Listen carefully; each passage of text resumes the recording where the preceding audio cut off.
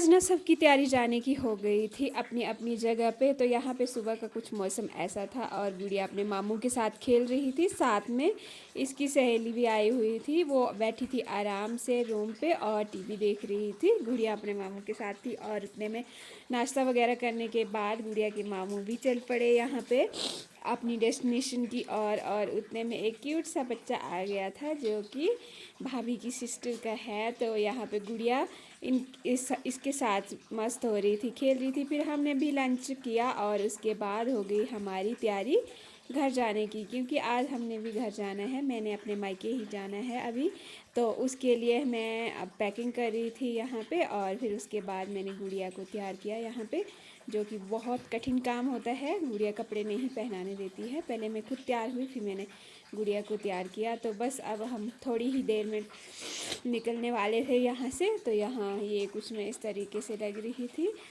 तो फिर उसके बाद हम चल पड़े, भाभी जी चले हमें छोड़ने के लिए नीचे सड़क तक। और फिर हमने जाना था कैब में, उतने में हमें थोड़ी देर वेट करना पड़ा। उतने में कैब आ गई और खूबसूरत सफ़र में आगे बढ़ते हुए हम पहुंच गए अपने गांव में। ये देख सकते हैं आप गांव की वादियाँ कितनी हसीन लग रही हैं। और फिर जब हम अपने मायके पहुँचे तो यहाँ पे मम्मी जी आ चुके थे सड़क पे और वामिका काफ़ी ज़्यादा खुश हो रही थी अपनी नानी को देख के।